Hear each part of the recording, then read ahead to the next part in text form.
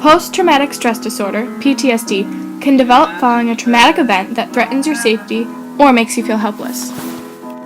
Just some of the traumatic events that can lead to PTSD include war, natural disasters, car or plane crashes, terrorist attacks, sudden death of a loved one, kidnapping, or childhood neglect.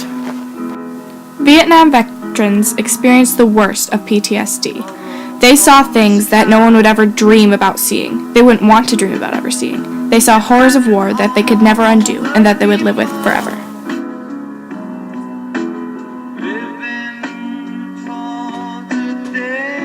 Like said before, there are many causes to PTSD. One of the leading causes is war.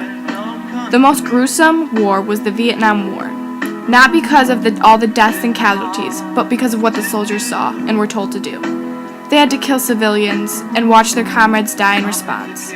They had no reason of why they were going into this war, only that the orders they were given they had to follow. They killed children, even other soldiers without a clear reason, and they watched their soldiers die in response.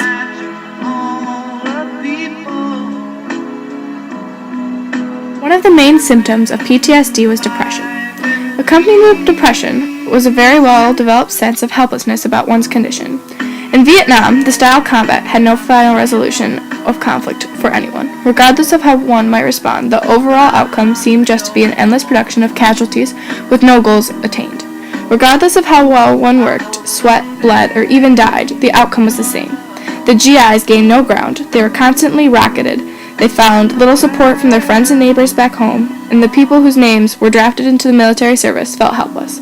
They returned to the United States, trying to put together some positive resolution of this episode in their lives, but the atmosphere at home was hopeless. They were helpless. Why even bother anymore?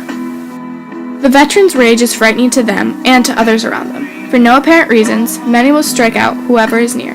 Frequently, this includes their wives and children. Some of these veterans can be quite violent.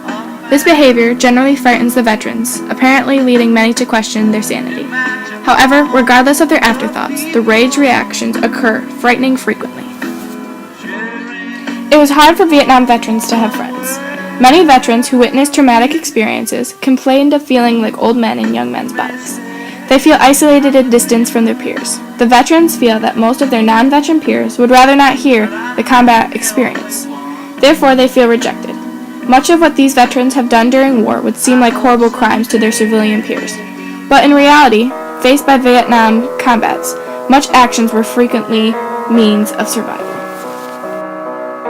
How is it that I survived when others more worthy than I did not? This is a question asked by many of the Vietnam veterans. Why did they survive when they had to watch their comrades die? It was a feeling of helplessness, and they did not want to feel it again. They feel like they could have done more, yet they had to sit back and watch.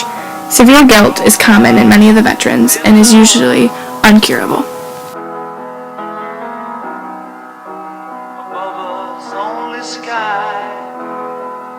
Medication is sometimes prescribed to people with PTSD to relieve secondary symptoms of depression or anxiety. Antidepressants are medications most commonly used for PTSD. While antidepressants may help you feel less sad, worried, or on edge, they do not treat the causes of PTSD. Another type of treatment for PTSD is family therapy. Since PTSD affects both you and those close to you, family therapy can be especially productive.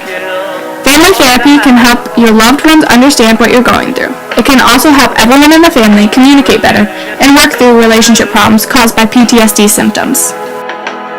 Another helpful treatment for PTSD is giving back to the community and doing volunteer work.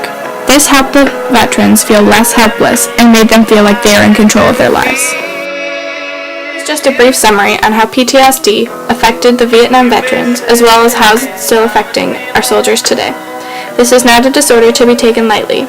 It still affects us and is likely to stay with many of the soldiers throughout their lives. Even if there are cures, they will never fully be free of it.